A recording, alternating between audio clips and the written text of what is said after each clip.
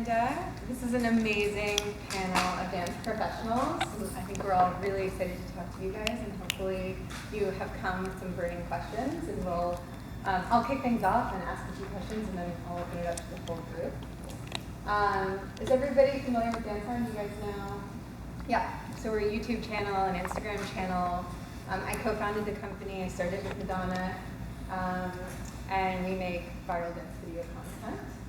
And I'll open up introductions to you guys. Yeah. I'm Liz Varn. I work for her and Madonna, and I run all of our brand partnerships. So anything involving revenue that's coming in from a brand. So for advertising, if we're helping somebody sell their product, or licensing deals, basically anything involving revenue. Hi, I'm Liz Imperio. I'm a director choreographer. I've been in this industry for a little over 40-something years. I was discovered by Kenny Ortega by the time I was 14 years old, and was given the privilege to choreograph my very first world tour by the time I was 20. From that point on, it was 3 world tours for Gloria Estefan, 2 world tours for Madonna. I've been working with Jennifer Lopez for over 13 years, American Music Awards, American Idol, Latin Grammys, Billboard Awards, Latin Billboard Awards. I'm also artistic director for 2 different dance conventions. I'm on advisory boards for colleges. I'm on the founding board for Choreographers Alliance to be able to get choreographers represented here in the United States, because there is not enough fair pay for what it is that we do. So I might be able to share some information. Something maybe. Some insight, so definitely feel free to ask. I'm Sean. It's like after that. Yeah, I dance. That's great. Yeah. Are you kidding? That's awesome. By the way, you were awesome at Unity. Oh, thank you so much. Thank you. Yeah, I dance. So yeah, there you go. And I'm 17 years old. And I live in Los Angeles. My name is Ryan Parma. I'm a director out here in Los Angeles. I direct a lot of dance concept videos, music videos, and narrative work as well. A lot of how I got my start was at the beginning of the YouTube rise and the rise of Instagram. So I work with a lot of influencers, and for me, I've always been passionate about dance. I take dance and train just because I call it my passionate hobby. But what I really love to do is direct videos that can portray dance in the way that I like to see it portrayed, and allow the viewer to experience what it's like to watch someone move their body with such skill. And I'm really excited to be here to chat, and still it's an honor to be on this panel just with all the experience and talent that we have here, and very excited to be here.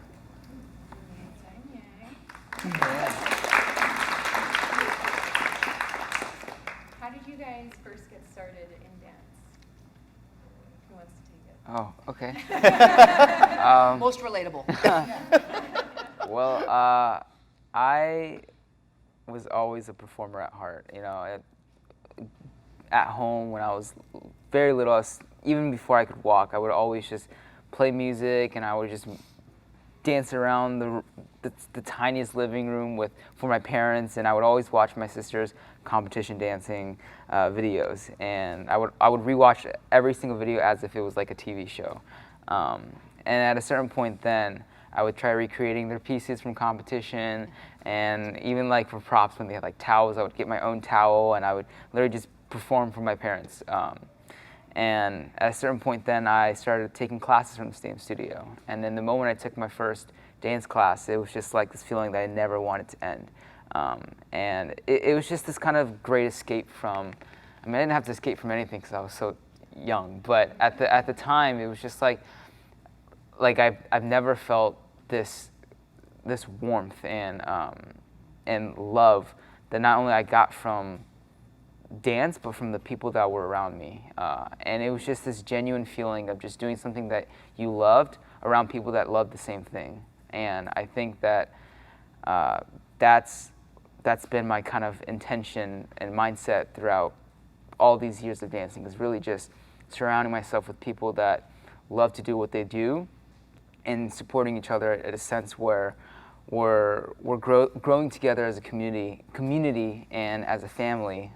And I think that dance has such a powerful way of bringing people together, and it's not just about you, but it's about just everybody. Like, it's just about the whole community of it and the whole family feeling of it, and that's mainly the reason why I started dancing, and that's why I keep dancing. So yeah, it's just that kind of thing. So yeah. Sure. Mine came from, my mom was in the National Ballet. My family comes from Cuba, so it's a communist country, and everything and anything that you had was a prized possession. And before communism came in, my mom was actually a part of the National Ballet of Cuba. She actually worked on TV and film. And when they finally made it over to the United States 10 years later, my family had to work in a concentration camp for 9 years before they were allowed to leave. And when they came here to the US, they bypassed Miami, came straight to LA, because they just wanted to pick up their careers from where they left off. And it wasn't that easy of a ride. And then I came along. And so I was a big surprise. And when I was born a very child, 10.5 pounds for you mothers out there. Yeah. I almost took my mother out. She said, "You're it, that's done, no more." And coming from a Latin family, you know, we were fed a lot by grandma. And so they put me in dance as a form of exercise first. If I was a boy, I probably would have pursued soccer because that was what my dad loved doing. But very much, I think, like anybody that is a lover of dance, you step into it really not knowing, because it's hard to even remember what that was like when we were that little. But somewhere along that journey, music spoke and our bodies listened. To me, the whole language of what dance is it's a physical, visual way of communicating. For some of us that aren't good with words, movement is what speaks and translates and transcends us for ourselves. I look at myself in the mirror when I dance, and I'm talking to myself. If I'm dancing with someone, I get to have a communication, a storyline. I get to express whether it's anger, love, frustration, and very much, I think, like any dancer, there's a point where you love the princess phase, and then something shifts inside of you, and then suddenly it becomes that escape. So I wasn't that kid that was the popular kid in school. I was the complete opposite. I was the loner. I was called a spick and a beaner and a wetback. I was given every name under the sun because I was different. And dance, I always said that when I left school and I got in my car to do the infamous Houdini switcheroo of the costume, right? You're getting out and you're like under the towel, you're like, "Mom, don't slow down." Like, no, they can see me. But when I got into my leotard and tights and pulled my hair back, and I got into the room and I placed my hand on the bar and I looked myself in the mirror, that was my home. I didn't have to face the world. I just had to face myself. And, you know, we wear leotards and tights, and I always say the one thing that we're missing is a cape. Because we leap and bound and do things with our body that most people will never, ever understand what it's like to feel that powerful, to have that much strength in your body, to move in a way that transcends words and shares stories. You get to make people laugh. You get to make people cry. And like hearing about dance concept videos, I feel like that's the one thing that's really starting to come through. It's not just how high can I get my leg, how many pirouettes. Mm-hmm. After a while, those are great to have as elements. It's nice to have, but it's not the full extent of what makes a great dancer. Sean is a brilliant dancer, a great artist at such a young age, but it's not as if you're trying to see him try to get his leg behind his head. Well, I can't. Exactly. My point exactly. He's not trying to go for the scorpion because his body's like, yo, no. I wasn't trying to do a scorpion because my body didn't do that either. I came from definitely a different generation, but the heart of a dancer stays the same no matter what age you are, period. Once a dancer, always a dancer. Mm-hmm. That's all there is to it. And so, I mean, basically, you know, grateful to my family because they love the arts, they appreciate the arts, and because of so much great guidance, dance became my life, and now my life is my career. And now at 50, this year I turned 50, the idea of being able to now pass it back on to the next generation, you know, if there's anything I can say, it's not just a matter about what gets you started, it's about what keeps you going. Mm-hmm. Great.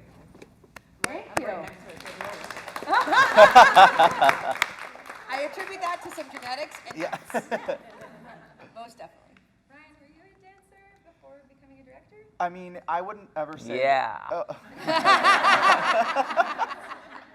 I mean, I would say a dancer, not in the sense of like I was trying to pursue dance as a professional career, but for me, I grew up in Texas, in San Antonio, and there is not a dance scene there, and I am a kid of the 90s and the early 2000s, so my life was watching MTV and some of the greatest pop stars of our generation, and seeing Britney Spears, Pink, Jennifer Lopez, like the era for the golden era of pop, in my opinion. And all I did was watch videos on TV, music videos, and MTV's making the music videos, and I just started falling in love with this idea of how people moved. And and this is going to sound foreign to you guys, but there's this thing called VCRs before you know, TiVo and DVR and all that kind of stuff, where I would literally record live performances, not just the music videos, because it's like the music videos, you get like some of the dances, you know, but when you watch the live performance, you get to see the entire dance. And so I would record like NSYNC Spy Bye Bye, Britney Spears' Oops, I Did It Again, Baby One More Time, like the live performances, and I would copy them. Because I was like, I don't know, I guess it would be like I was the weird kid in school. I was doing gymnastics, and then like I didn't really have any other time with friends, so I was like, I loved music, I knew that, and I was like, okay, I'm going to learn these dances and do it at the school dances, because I'm that kid.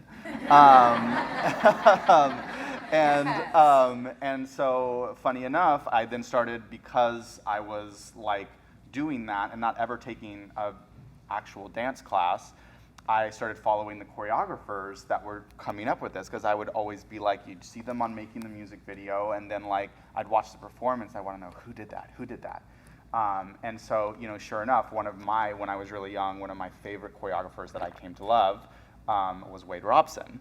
And then of course, So You Think You Can Dance was coming on at those times as well. So all these choreographers were now you're getting to see these people behind the moves of your biggest pop stars. And in high school, my senior year, a friend of mine was like, hey, did you know Wade Robson is teaching a class in Houston at Planet Funk? And I was like, you can take from Wade Robson? And literally my first dance class I ever took was Wade Robson's class at Planet Funk. Good way to start. And it was this type of thing where like I had been doing it for so long that like I was just excited to be in the room and learn from someone that I admired, and I ended up getting chosen with 7 other people in the class to do his choreo at a show. And it was this kind of realization of like, okay, maybe like dance was fun for me, and I'm like, after that happened, I was like, okay, maybe I'm not horrible at this, and maybe this is something that's, you know, I've always been an athlete, being a gymnast, and so it's like, I was like, okay, this is so cool, this thing that I love, that like I get to train, is something that I can train and get better at. And then that being said, it's just kind of like, it kind of fell into all the other arts that I was doing. I was doing film in high school, and then I went to college for film, started going to dance conventions just to train, because is the thing that I loved. And then I found in college that one of my strengths and callings as a director is directing movie musicals and things that involve singing and dance. And so it's just kind of continued all the way out here in Los Angeles, where it's like I graduated college, I moved out here, and the first thing I did is I went and took a Tucker Barker class. And when I had graduated college was 2000. I was in college from 2005 to 2009, which was the beginning of YouTube. So all these choreographers in Los Angeles who had the flip HDs and they're like Canon, like, you know, where you could record movies in like 430 by like 320 pixels, which is like less than standard your television. They would be posting these things on YouTube, which I would watch and be like, man, I wish I could get into a class like that. And then I move out to Los Angeles and realize I have Millennium. It's like even before Movement Lifestyle was here. You have Edge, Debbie Reynolds, R.I.P. that studio, it's just, for me, dance is something that like is so physical, exactly like Liz was talking about and Sean talks about, that like there's something special about training in it and being around the community of people, and then for me, out of that, translating how I feel into filming someone and directing someone on camera. Yeah, it's awesome. Nice. Well, we have a similar story. So I grew up at experiences just like this, sitting where you're sitting, trying to figure out what I was going to do when I grew up and how I was either going to get famous or make money or survive, or like how I was going to make it. And then it shifted, like the love of dance stayed and the experiences I had stayed, but I was able to shift that passion into the business side and help other people, and also just like uplift the business of dance, because we should all be making as much money as possible. I like that. I mean, everybody's got to eat. We have to pay for this. We have to get here. But what's fun, I'm just going to point out, it's really funny. The parents reacted. The kids are like, yeah, whatever. Parents are like, yeah, make money. Kids are like, money what? One of Lisa's great accomplishments, I think, is convincing Coca-Cola to do their first ever digital sponsorship, and they chose a dance sponsorship on Yes, YouTube. their first YouTube sponsorship ever was Wow. with us at DanceOn, and then we delivered 50 million earned views for them, and I don't know, a bajillion impressions, I don't remember. But yeah, huge success for them and their introduction to YouTube. And I think that just dance, and what Sean was saying, like music and dance speak to everybody. So it's an incredible vertical for me to get to work in. And I think it's why I keep being excited to come to work every day, which is also really cool, because one day you'll have to go to work every day. You want to be excited to do Yeah, that. it's I want to love what you do. It's Yes. such a gift to like what you do and then also be able to eat while doing it. Agreed. Liz, how do you think the dance world has changed over the course of your career? I would say the first thing that I've noticed is the expansion, for sure. In my generation, and I can only imagine the generations before me, I thought there were a lot of dancers. Typically, at a cattle call in my generation, there would be roughly about maybe 200 girls. That would be considered a cattle call. In today's dance world, oh, and by the way, there was only one dance agent, period. Really? And it was JHR, which was owned at the time or partnered up with Julie McDonald Oh, before it wow. became, Wow. See, I didn't even know that. it was, She's major. there was one in between JHR to where it's now considered MSA. There was one more agency that transitioned with Julie and Tony. And nowadays, any cattle call will have anywhere between 1,200, 2,000, 2,500 girls show up. It has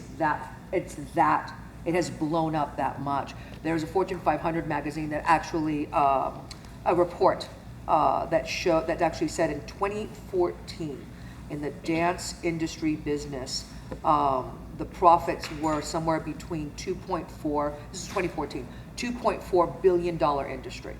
In 2018, it turned into a $4.4 billion industry. So when you hear people talk about, because in my generation, and I'm sure for a lot of parents that are out here, the idea of dance as a profession was not something that was ever considered. It was really the last thing that any parent ever wanted their children to become, because they're thinking, how do you make a lifestyle? How do you make a living? How do you do this? Well, I'm going to say that there are a ton of college kids that walk away with an education that have no idea how to make money either. Yeah. Except for the fact that they now just walked away with a $100,000, $200,000 student loan debt, which is amazing to walk into your adulthood starting off with already so much debt and not knowing even if you loved it, and not knowing how am I going to make a business out of it. These kids are training from the age of 2, 3 years old, literally as soon as they started walking or bouncing to a beat. And suddenly it's ballet classes, it's this, it's that. And I tell any parent, you know, if your children have found a passion, you got lucky. Because most people in this world never discover what they actually love doing, which means they are left with a life that they have to lead. We get to have this life. This is a privilege on our end in the world of dance. So when we're talking about what's different between my world and this world, colleges are now changing their educational programs, even in colleges, to now fit commercial dance programs, BFAs. That never happened. All colleges, their version of dance was ballet and modern. That was it. And what were you going to do with that? More than likely just go back into the college world and teach college, because that's what college does.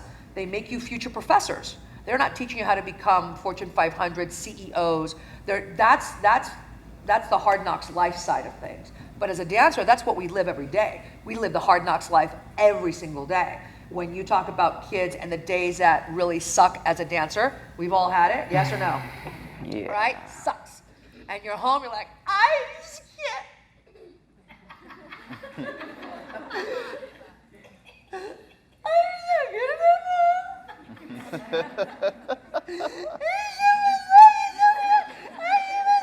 It happens. It happens. And you feel like there's no way that you're ever going to do it. And then something inside, this is what makes the difference between just average to the person who is passionate. Even when we go through the worst of our lows and we go through that moment of there's no way I can do this, there's an internal fight that's not willing to let it go. That's what turns us over every single time. And we turn on the ignition key of who we are, and then the fight comes out and we go back.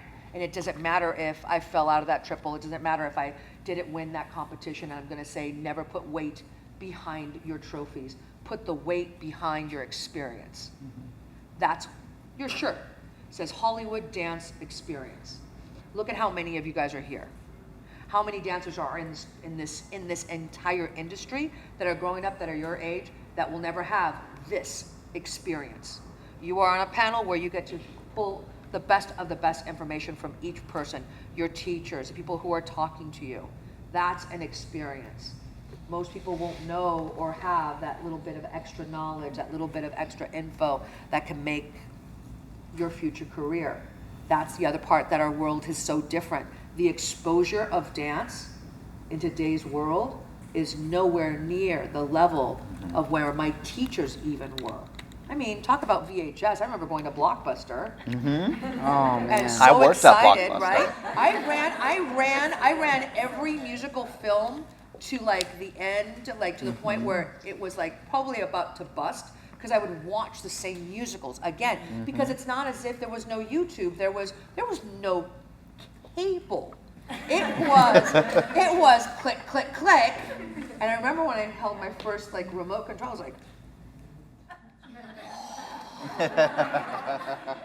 oh, I don't have to leave my chair? This is amazing. And the ability to be able to just explore, you know, when you hear everybody here, you're gonna always hear the innate need to wanna learn more. Curiosity in our world is something that should be engaged every single day so that we can figure out what's coming next. So our dance world is evolving, it's changing, it has so much more exposure.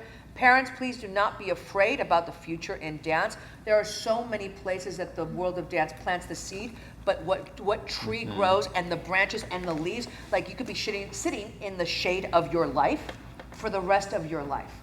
I came from an immigrant family that didn't speak the language, that gave me all these opportunities because they understood the value of what the arts does. Imagination, creativity. There isn't anything in this world that doesn't require any level of that. Even in the most mundane business, or people who think that business is boring, you can talk to her and I guarantee you she will light up, because for her business is exciting. Why? Because she comes with a creative mind, not a do as you're just told mind. Being able to be a trailblazer in this industry can set you up beautifully for the rest of your life if you choose to. My mentor is Kenny Ortega, and at 69, not only did he just get the star on the Hollywood Walk of Fame, he's about to put his hands in the Hall of Legends at Disney. Why? Because he is a $2.2 billion director just for Disney alone. Not including This Is It, not including Dirty Dancing. That man has been iconic since the minute he stepped into the world of dance. And at 69, he's still not stopping. Why? Because now he has a 5-year contract with Netflix where they basically just gave him a blank check to do whatever he wants. And what is it all around? Music and dance. And then we're advertising for it. Ding, ding, ding, ding, ding. It is a partnership that happens in the world of dance.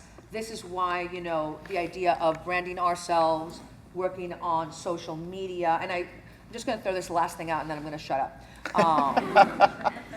Maybe not. When it comes to your branding, and Sean will probably talk a lot about this because he was just like you heard his beginnings, very simple, nothing fancy. He didn't come just shining into the limelight right out of the gate.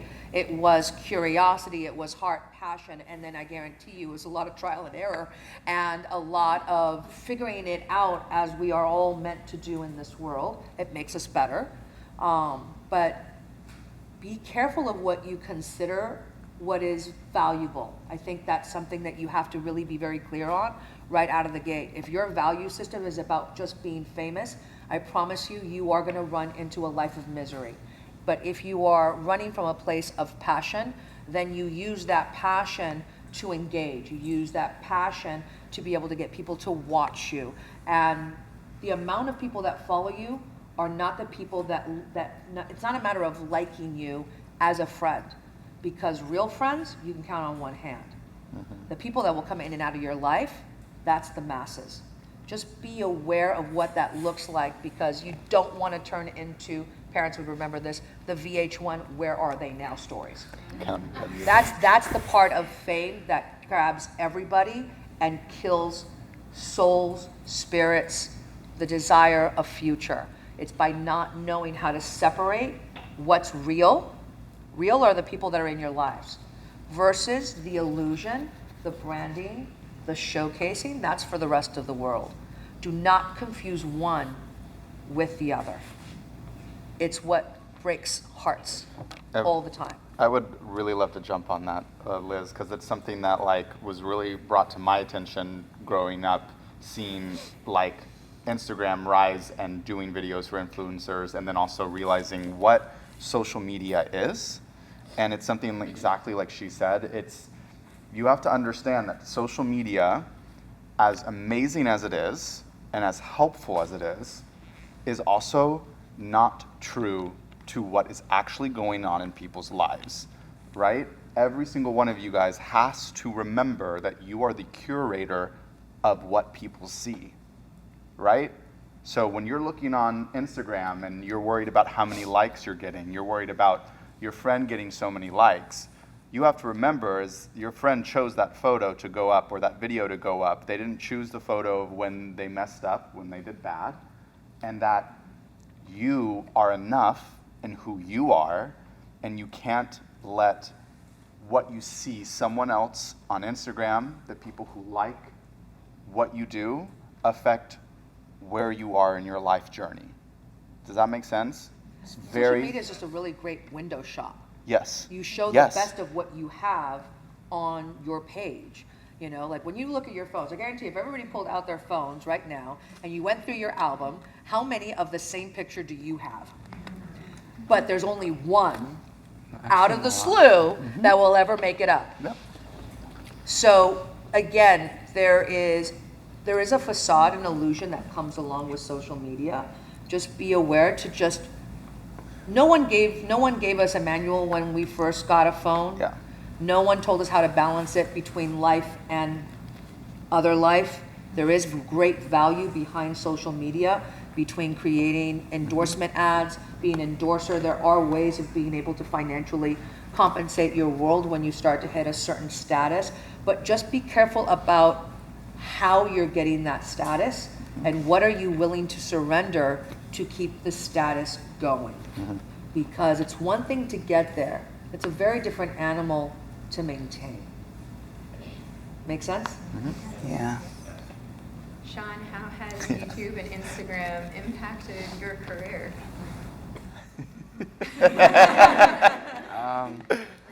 Well, I mean, when I started Instagram, it was really like,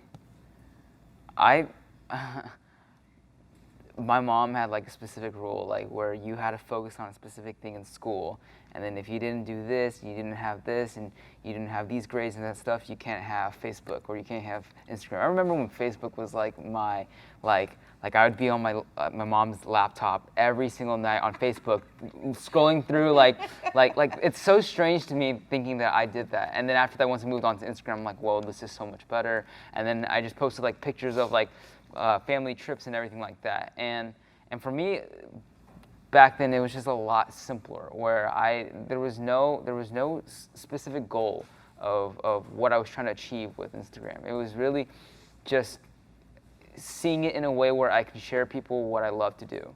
I wasn't like, oh, I'm going to put this out so people can so I can get more exposure and hopefully have people see me as a dancer more, and hopefully choreographers can see me do this video and they'll be like, oh, I want you. It's like that didn't even come into my mind at all. It was like not even the last thing. It just didn't exist.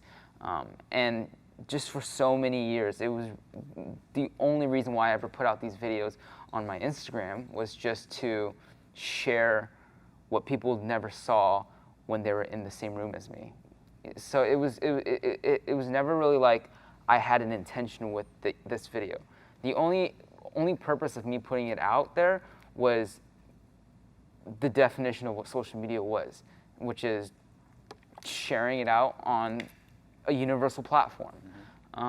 And nowadays, it is a little bit more complicated. It is a little more complex. You know, you see all these influencers and you see all these, numbers, and you see it, and it's like it's overflowing you in a sense where it's kind of overwhelming. Yeah, and you don't lie. You get impacted by it. You get affected by it. It's not like you can hide from it. But it doesn't necessarily mean it's a bad thing. It's like the way you respond to it and the way you react to it is really what determines what makes you stand out from everyone else. And for me, it's like, for so many years, I came into these classes. I even met Ryan in when I first came into LA to take classes, to take Tucker's class, and all these classes that I wasn't necessarily allowed to even be in them.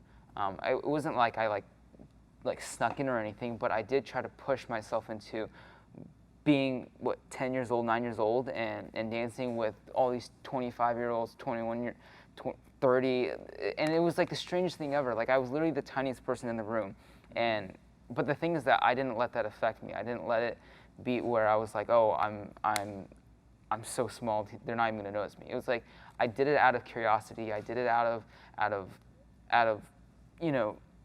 passion. I did it because I wanted to know something else. I wanted to learn something that I didn't learn from the other person in the other class that I took. It was really just I never wanted to stop learning, and I still don't want to stop learning. And that kind of feeling comes from when you have an actual genuine love for something. Yes. Because if you force yourself to love something, or if you're forcing yourself to do something, you can tell yourself as many times as you want, I love to do it, I love to do it, I love it because this and that. But in the end and in the long run, it's going to damage you mentally and physically and just overall. And it's really, and you're going to regret it. And that's like one of the worst feelings, is regretting something. And so to have like the support from your parents and from the people around you, what I mean, like, you want to almost take advantage of it in a sense where it's like they're there for you because what they know is that you love to do it. But if they don't know that you're just forcing yourself to do it, they're going to keep doing it, and then you're just hurting them and you're hurting yourself. So for this whole social media situation, like I do have to keep track of like, okay, like what am I doing? What are people saying? What should I not put out? And this and that. It's true, but only reason why I do that is because nowadays social media can almost be at its sense where it's dangerous, where it's like people can manipulate things in a sense where they don't actually understand the truth. And whenever you put something out, you can't. Don't try to let, like Ryan was saying, don't try to let the exposure or the fame of someone else, or the fact that you didn't get this many likes, or oh my God, my views weren't bumping up, like that. If that's what you're worried about, then you have the goal of trying to be famous, I guess that's what, like, term is. You have the goal of trying to be famous rather than trying to be an artist, you know. And for me, like, I try every day to expand my knowledge and expand the way I look at things as an artist rather than as a famous person, as a celebrity, because that to me is it's not what has. That kind of mindset won't give me longevity in what I love to do, you know. And if you really want to last, especially in a dance career, it specifically comes from your heart. If you try to push it from somewhere else, it's not going to last. I promise you, it's not going to last. And that's the dangerous part about it. Yeah. It's like when you watch somebody like a Meryl Streep, right? Yeah. Meryl Streep is not trying to bump up her numbers on social media, but she is the most decorated female actress of all time. Yeah. She cares about her craft. Yeah. She cares about the quality, the integrity behind the work. Yeah. You know, as a dancer, when I hear Sean talk about curiosity and how do I develop myself more as a dancer, part of that is the technical side, like the mechanical side. Like, I want to be able to get this, not just get it so I can get more numbers. I want to get it right because I love what I do. Yeah. And so that baseline, that foundation of your why becomes kind of like, I always say that your why becomes your anchor in this world, because in this industry, the storms come more often than the calm seas.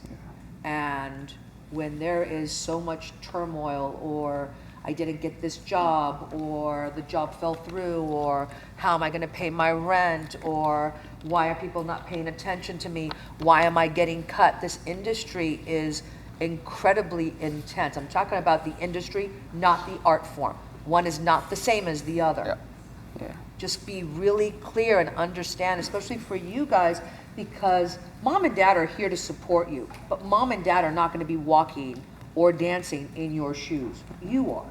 Yeah. So you have to be the one that is probably the most clearest about your why. Why do you dance? And hopefully you will go past the words, I love to dance, because my grandmother loved to dance. That didn't make her a dancer. But she loved to dance. Yeah. Dance has got to have so much more purpose, and I think that's probably the better, Yeah. maybe a better choice of words. Make sure that your dance has real purpose behind it, because then when you do anything on camera, when you do anything on stage, when you're extending yourself in that language, it has real meaning, it has substance, it has something worth wanting to, for people to want to watch. But it's got to be purposeful for you.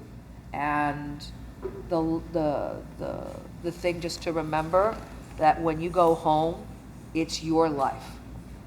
Social media is not going to be living your life. You are. And actually, what I learned actually just recently, and this kind of almost I'm not going to say changed my life, but it did change a lot of it, the way I looked at things, is that whatever you do and whatever you put out, just because you don't see the fact that they liked it or they commented or anything like that, they're still watching. And everybody sees everything.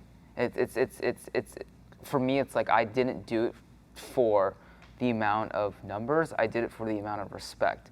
Because especially when I tried to teach at such a young age, at like when I was, I think, 10 or 11, and I like stepped into a fundraiser for my sister, and it was just for her high school, it was so intimidating, kind of like giving them steps in a sense where I was like a baby and they were seniors in high school, and I was literally just like giving the moves, and I'm like, okay, how do I do this where they'll look at me not as a kid giving them steps, but at least as a teacher. And even now, it's like I'm still trying to learn how to expand that respect from people that would look at me as an educator or look at me as someone that's been in their shoes or someone that's still going through what they're going through, rather than just being like, okay, I have this many followers, so people should look at me in this sense, and no matter what I do, they'll love me. It's like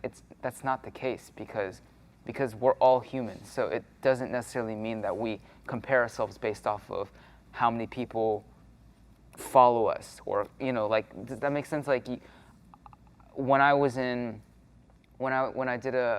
taught in Poland, I think one of the greatest experiences as a choreographer was being able to individually talk to some of the educators in the workshop during lunch and during dinner and during my breaks. It would literally just be me asking them questions about like how do you move the way you do, or what do you do every day to improve your freestyling, or how do you find your music? Like all those little things, like I'm genuinely curious about it, because what they do, it's so unique and it's so different, and it tells me who they are, not only as a dancer, but as a person. And so for me, I'm like so curious as to like, how do you define yourself so well as a dancer and as an artist? And then I remember them telling me talking back to me, they're like, oh, I've seen so much of your stuff too. I'm like, what do you mean? And they're just like, oh yeah, it's so different, and this and that. And I had no idea about that. And the thing is that I didn't do it just so they can see me do it. I did it because this is who I am, and I know that they're watching. And as long as I'm doing it for the right reasons, they will know, and they'll respect that. You can't if you're doing things for the wrong reasons, and they're the wrong reasons, but you're trying to tell yourself they're the right reasons, people can tell. Maybe not at the moment, but they can start to tell as you keep doing it and as you keep pushing yourself into this, and you're like, oh, okay, like maybe I'll try this song because it just hit #1 on the charts. It's like you have to give yourself a moment and take a step back, and to, like she was saying, why are you doing it? And as long as you're doing it for the right reasons, respect for me is so much more important and so much more valuable than everything else that you see on your phone or on social media, because that will give you longevity in anything that you do, because you can turn to them, you can look back at them, you can talk to them. I literally talk to my mentors more than my friends. I'm not even kidding. Like when I'm bored, I probably just text one of my mentors and being like, hey, I came up with an idea. Tell me if it's not good or not, but I'll probably still do it. And like that to me is, and I'm not saying you have to like get your mentor's number and be like, no, like text them. I'm not saying that, but I'm saying that the way I grew from the whole side of social media and the whole like what makes me stand out, it was all just from the hunger that I had for just wanting to know more and trying to just find a more clear path as to what makes me me, because there are so many great answers, and nowadays anyone can be famous. It's like it's not like it's I'm not saying it's easy, but anyone can be famous. But at a certain point, then what makes you you?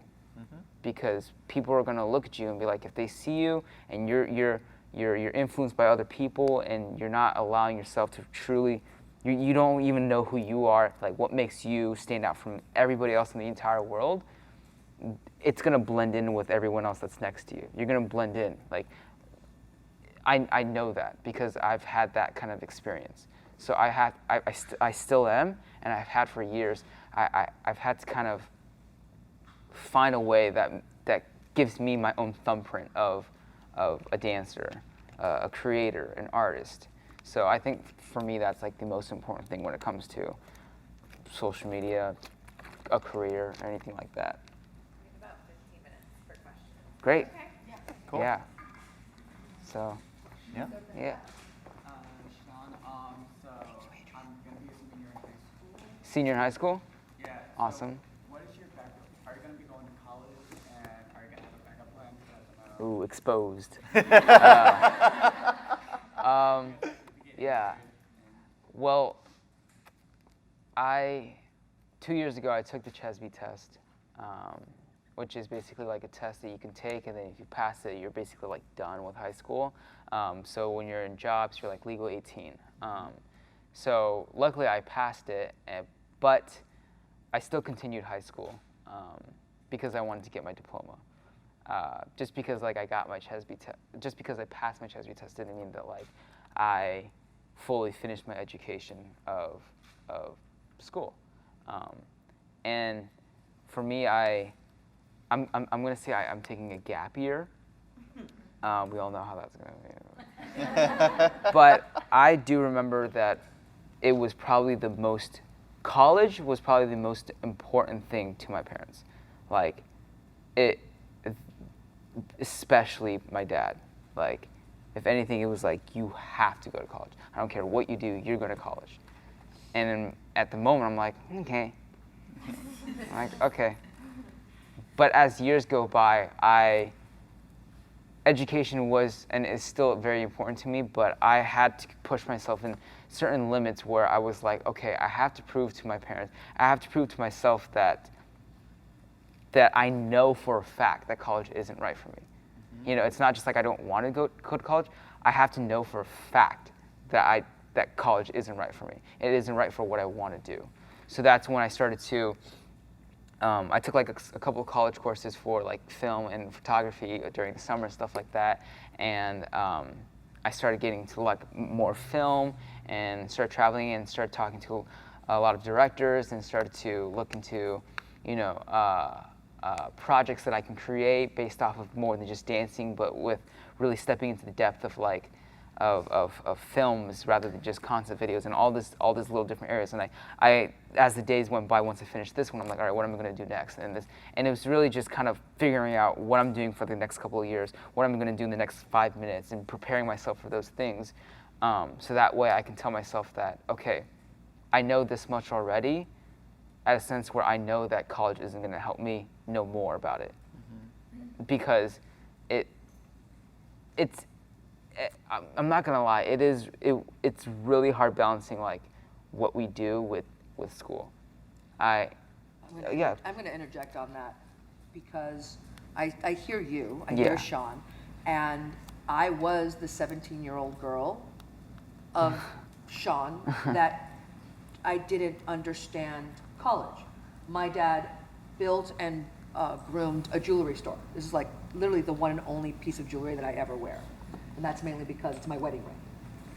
But my dad wanted me to heavily pursue jewelry. He wanted me to take over the business.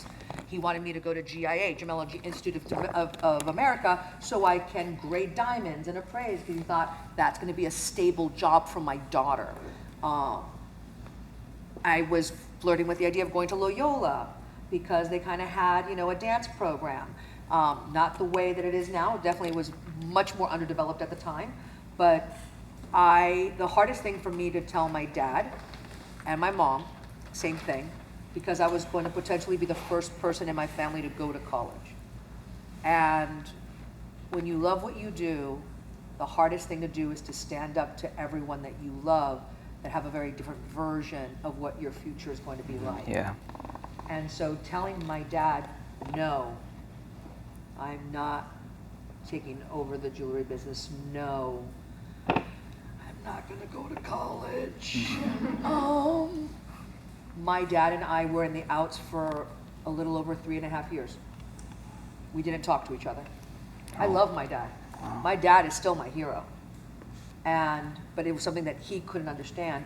But very much like Sean mentioned, the experience, again, you have no choice but to fight for what it is that you want.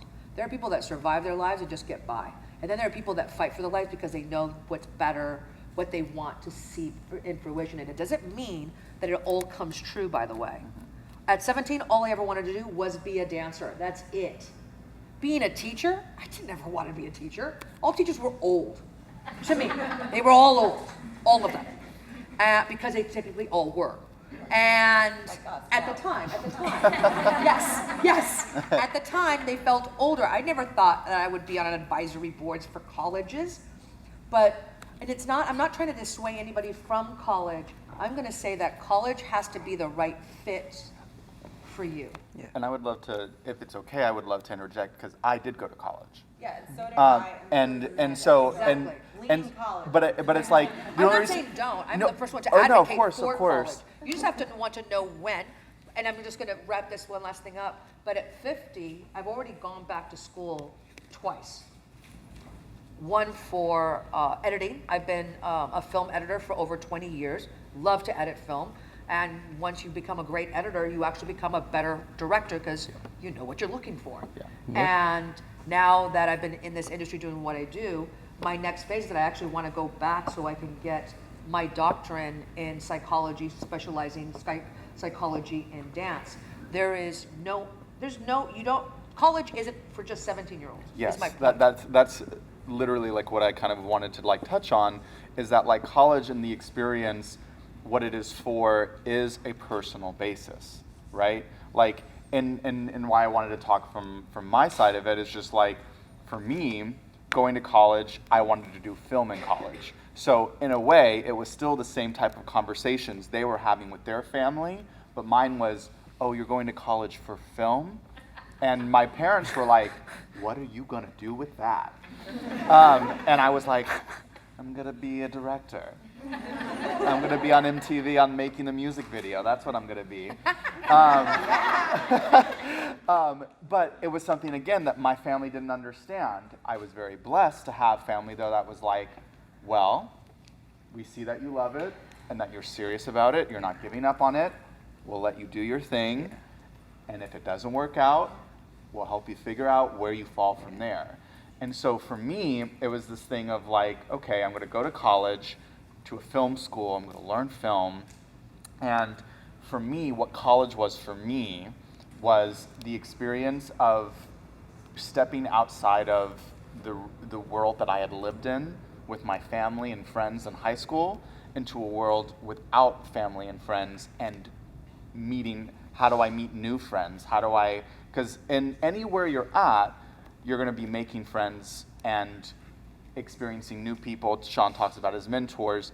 Well, when you're learning anything, typically you're going to be seeing how people are learning on their own journey. And you're going to want to either find the people that are just as motivated as you and surround yourself with those people so that then you can almost through, what I experience is like an osmosis. It's just kind of like this, like when you surround yourself with the people that are just as excited and motivated and passionate about what you do, you will become better. Yeah.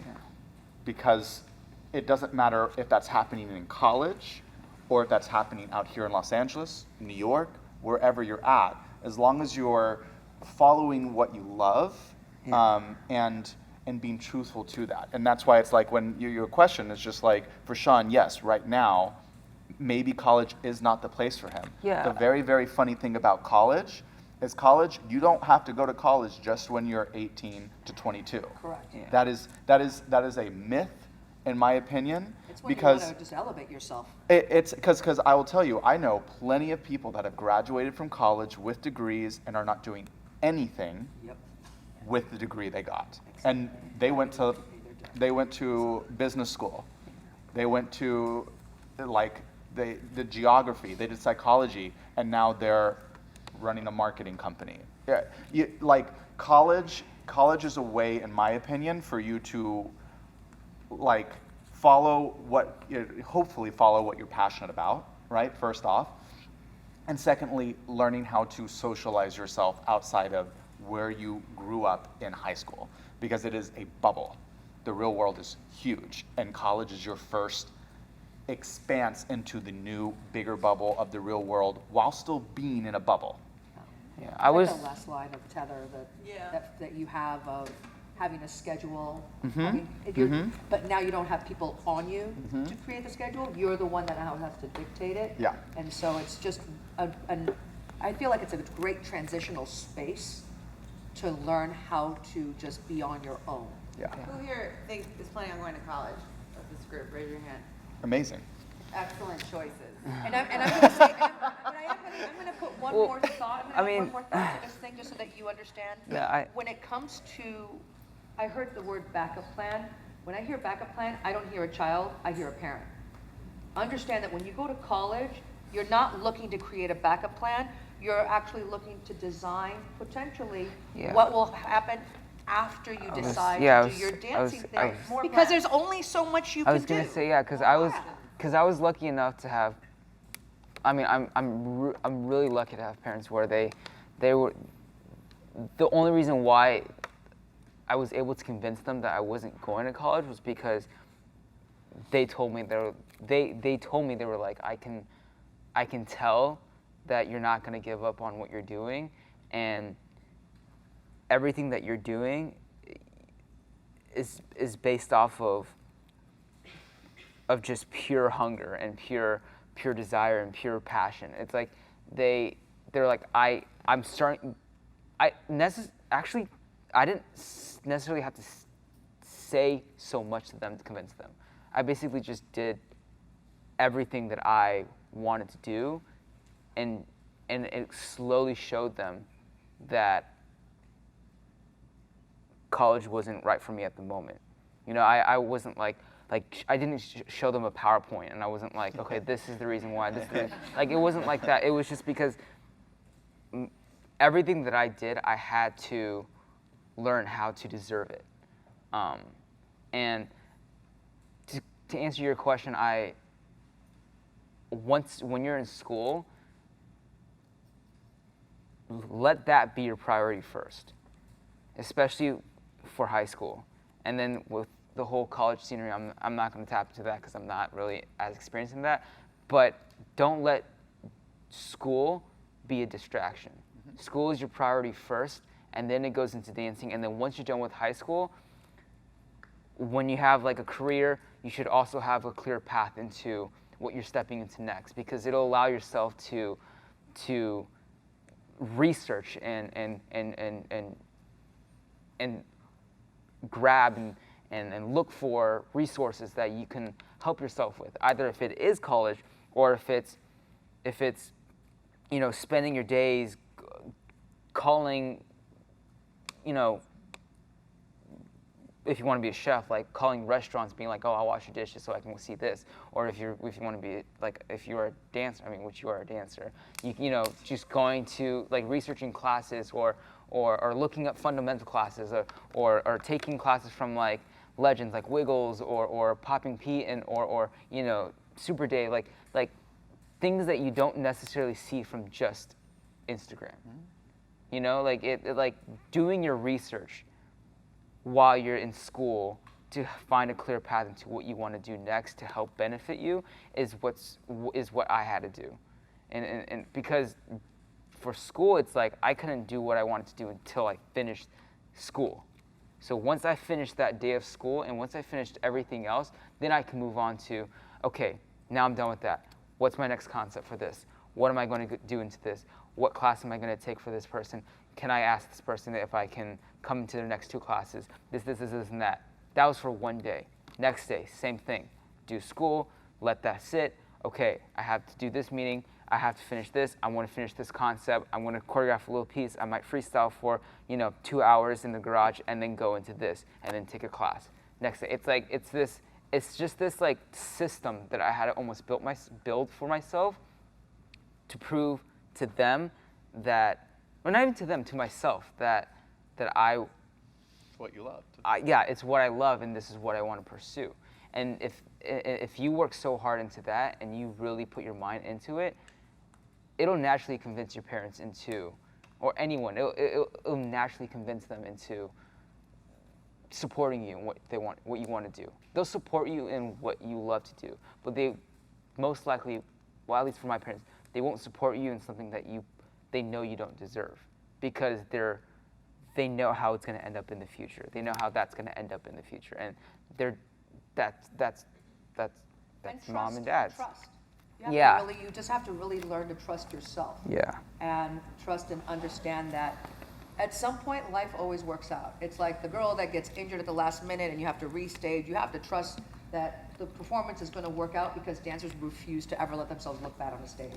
They will make that performance spectacular, even if it was like all these last minute changes. Why? Because we learn to trust what we can give in the process, and understand that with every experience, new things are going to show up that are going to continually open your eyes to the new phase of your life. At 17, all I wanted to do was dance. At 50, I own a company. I'm developing an app. What? I didn't go to school for computer. What? No. But I'm actually designing a full-blown app. It's taken me over a year and 2 months, and it's about to launch in a month. And knowing that technology and life and dance and moving with the trends and moving with what life has to offer, I will say this, coming from a girl that didn't really have the quote-unquote traditional college education, life has been my college. I still go to school for what I need, and I use and I pull the resources that I need to get from my education just to keep elevating and elevating, because that is not something that comes with a price tag. Your experiences are the price tag. And the more that you understand that your life is just going to continually evolve, you're never going to see the end of your life, because there is no end. There is no, once I'm done with the goal, I'm done with my life. No, there's going to be another goal, another goal, another goal.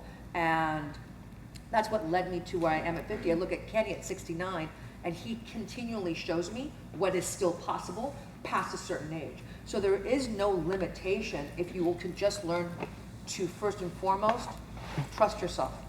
Trust, really do trust. And the one thing I keep hearing from Sean is that he keeps asking, his curiosity. Do not stop asking questions.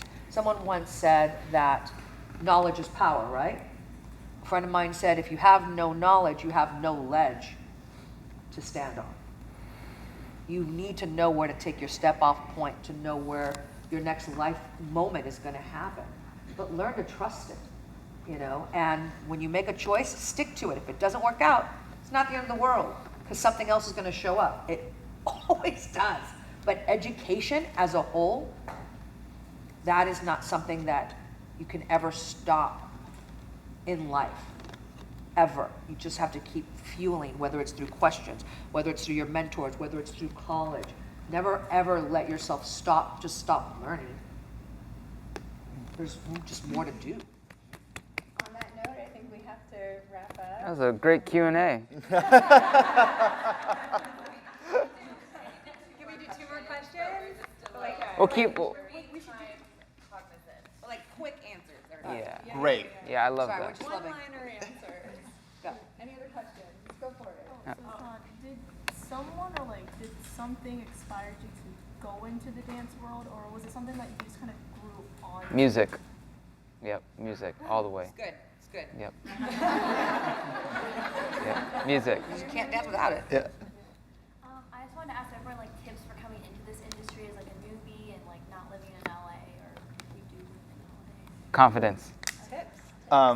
I would say one of my mentors in college, and it's a quick, I promise it's a quick story, basically told me I was in Texas, had never been out to, well, actually I had been out to Los Angeles, but not to try to get into the industry. And I was so worried after I graduated college. I was like, well, I want to be a director, and I want people to know me, and do I need to get an agent? And he goes, Ryan, what you're going to need to do is throw that mindset outside of what is possible and start making good work. Yeah. You make good work and you make consistency in that good work, people will notice. Yeah. And it is a true testament of where I am today with the people I get to work with, the videos I get to direct, I still have goals of bigger things that I want to do, but it was hearing that from my mentor and knowing that, like, okay, what do I need to do to create good work, and how do I make that consistent and not be affected by social media, who's liking it, who's watching. Do good work because I love it and I want to make something that I'm proud of and that the people that I'm working with are proud of. I'm going to say relationships. Mm-hmm. Your networking is going to be one of the most essential things, and you can already start networking every time you step into a convention. And it's not just the people that are teaching, it's the people that you actually take class from. Because at some point, you're going to bump into these same people in LA. Mm-hmm. I mean, I get that studios get, the whole competitive thing, but when you go into class, you need to let all of that go, because at the end, everybody that steps on the floor is just a dancer. Doesn't matter what studio they're from, they're just a dancer. Because when you come out here, you're just a dancer. And the more that you learn to be open to build new people, like, you don't know who your roommate on tour is gonna be. You really don't. And you don't know who's gonna be assisting somebody on a job. Mm-hmm. You don't know who's gonna be a skeleton crew on a job. You don't know where the next recommendation is gonna come from. And this is where your networking really, and one more thing, if you can, mentorships. Don't get into this industry without a mentor. Find one. Yeah. And throw away all egos. Yes. I think that's pleasure the. to work with above all else. Yeah. Yeah. 3 things. 1, be unique. Figure out whatever is unique about you. Your physicality, your ethnicity, your talent, like whatever it is, own those things and be as unique as possible, because I'm only looking for one of each thing. And if you're the best at that thing, I'm gonna pick you. Second of all, enjoy your age. You're young. Yes. Don't try and be older. Don't show too much skin. Don't do like weird things. Just like be your age. You have the rest of your Because- life to be old. Yeah, because you'll be the next phase in, and in the next phase, and like really enjoy whatever phase you're in, because we want you to be your age. And then 3, if you're trying to get involved in stuff, like DanceOn is doing stuff all the time. We do music campaigns constantly where you can participate, you can make videos, they get noticed by us, they get reposted by us. The music artists, like huge music artists, Britney Spears, who else? I mean, like the list goes on and on. of We who- just did an who event with reposts Janet talent. Jackson last week. So basically, the music artist will see your whatever video you made, and if they love it, they'll share it. And that's how these things get elevated very quickly. And you're doing it in your living room. Again, it's a form of networking. Right, and That's what then- social media is, just networks. And then another thing you can all go home and do today is, the Descendants movies? We have a partnership with Disney going on right now, and there's a Descendants 3 challenge. You can dance to the song, make a video. Disney's gonna watch it, we're gonna watch it, and all of the huge influencers involved are gonna watch it. Go make a video before you go home. Swipe And you'll up. watch it. Swipe It's, up. hashtag D3 challenge. You can find the information on DanceOn. Great. Thank you. Thank you, Tara. D3 Dance Challenge. Any last questions? Parents, we haven't heard from you. Yeah. Great. Oh, wait, well, No, I just wanted to say I appreciate you guys taking time out of your schedule to come and talk to these kids today. Of course. Oh, of course. Happy this to do it. industry cannot continue on without the people who are going to be stepping into it after we move on into whatever that's next phase. That's what teachers to students are. That's something I'm going to also just echo when it comes to being your age. Please, please, please, when you hear someone like Sean talk about respect, please, please, please respect your teachers. Learn that they have something to offer you. Don't assume that you know more than them. The minute you assume you know more than them, you stopped learning. The minute you stopped learning is the minute you stop growing. The minute you stop growing, the minute you don't have anything to offer. Your teachers are always going to be a gateway to the next phase of your life, and everybody has an opportunity to share. You just have to be willing to stay open, to receive, experiment, try, right? Passion is the idea, if you break down the word passion, is being able to pass the I on, to share a piece of who you are. That's what teachers do. That's what we do as dancers, as artists. We pass a piece of who we are. Everybody on this panel has been able to just share a piece of what they have to you. You will be that person at some point. Yeah, and respect yourself too. Like, like she was saying, you want to be unique in in the industry or in anything, because you are you, and that's your power. You know, so just know that, like, if you go through failure or trial and error and anything like that, that's just part of the journey, and you just have to know that, you know, that as long as you respect yourself, then the respect will follow along too. And Vulnerability is really in right now. yeah, we'll be a little vulnerable in class too. So there you go. Yes.